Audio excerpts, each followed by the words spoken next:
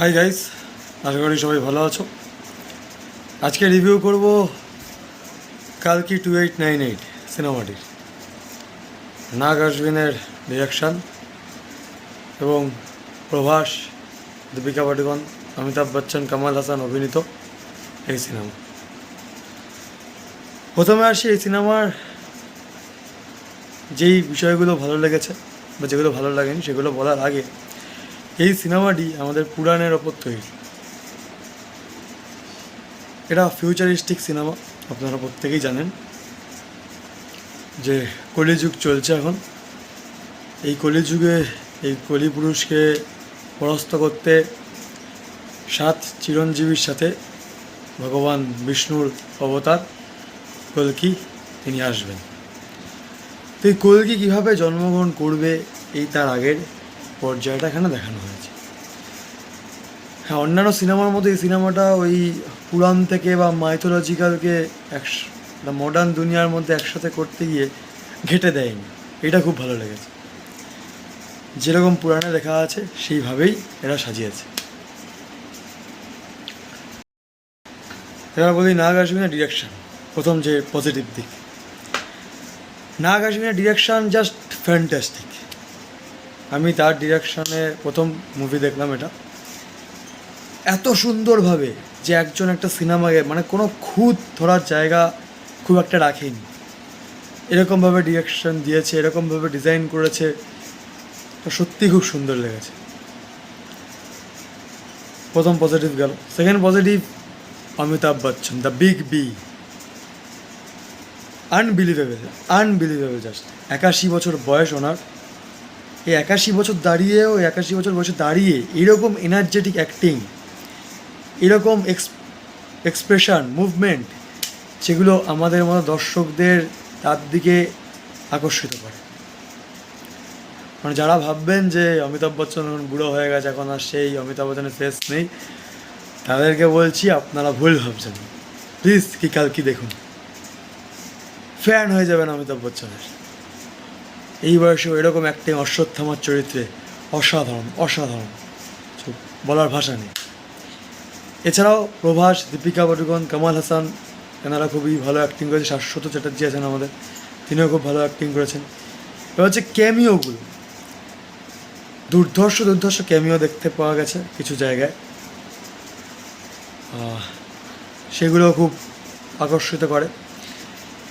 Third যে positive point সেটা হচ্ছে কামাল হাসানের অভিনয়। অমিতাভ বচ্চনের পর যদি এই সিনেমায় কারোর অভিনয় সত্যি বা কারোর এক্সপ্রেশন সত্যি খুব সুন্দর থাকে, সেটা কামাল হাসান, যিনি এখানে কলিপুরুষ বা ওরকমই আর কি দেখানো হয়েছে। এবং প্রভাসকে এখানে ভালো লেগেছে। হ্যাঁ, প্রভাস এখানে অ্যাক্টিংয়ের মতো, প্রভাসে অ্যাক্টিং ওরকম দেখানোর জায়গা ছিল না, কিন্তু তার এক্সপ্রেশন বলি, তার ফাইট সিকোয়েন্সগুলো, সেগুলো সত্যি খুব ভালো। বাহুবলী 2, তারপর আফটার সালার, এই কালকিতে সে তার নিজের যে ছাপ সেটা রেখেছে।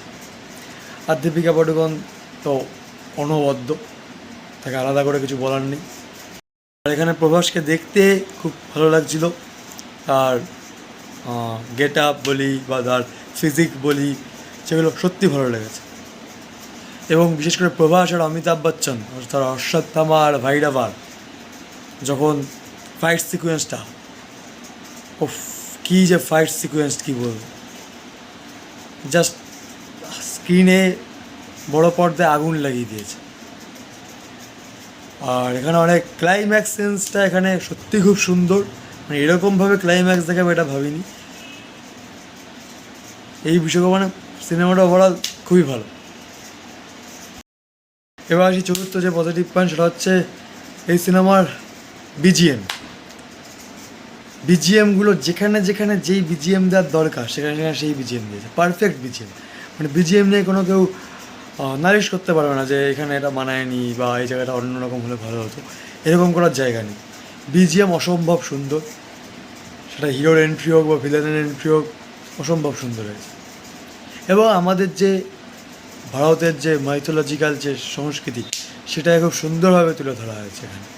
এবং ভিএফএক্সের কাজ, যেটা প্রশংসা করতেই হয়।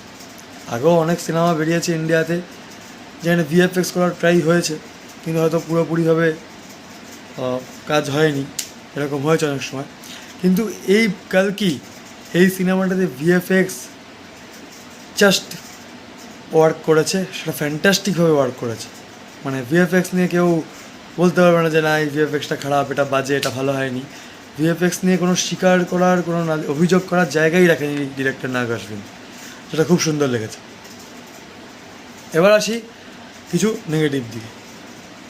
কিছু নেগেটিভ বলতে সিনেমাটা গান আছে প্রভাস আর দিশা পাতানি, যেখানে একটু ছোটোখাটো হালকা কেমিস্ট্রি দেখানো হচ্ছিলো।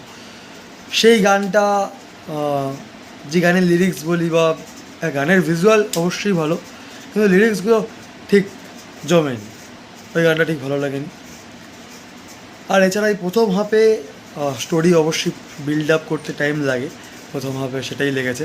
কিন্তু প্রভাসের এন্ট্রির পর একটু মনে হয়েছে যে বিষয়টা একটু লেন্দি হয়ে গেছে ওই জায়গাটা। বাট এন্ট্রির সময় যে অ্যাকশান, সেই অ্যাকশানটা সত্যি খুব ভালো।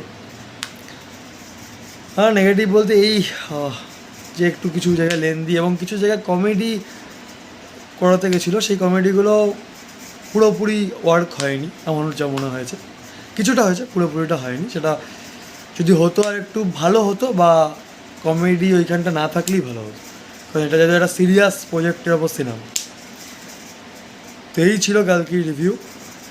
আপনারা প্রত্যেকে যান কালকি দেখুন। হ্যাঁ, অনেকটা বড় সিনেমা, 3 ঘন্টা, কিন্তু কী করে 3 ঘন্টা কেটে যাবে সেটা আপনারা নিজেরাও বুঝবেন না। কোথাও বোর হতে দেয়নি, এটা ভালো লেগেছে। যেমন আমরা ওম রাউতের ডিরেকশনে আদিপুরুষ, যে আদিপুরুষ আমরা জানি প্রত্যেকে কী হয়েছে, সেটা আর বলার দরকার নেই। তো এই সিনেমাটা ওরকম কিছু হয়নি, সত্যি ভালো হয়েছে আমার মতে। সিনেমাটা একটা ব্লকবাস্টার তো হয়ে গেছেই, সিনেমাটা হয়তো এপিক ব্লকবাস্টারের দিকে যাচ্ছে। আমি সিনেমাটাকে 5-এ 4.5 দেবো। আপনারা গিয়ে দেখুন, আপনাদেরও ভালো লাগবে আশা করি, এটুকুই বলো।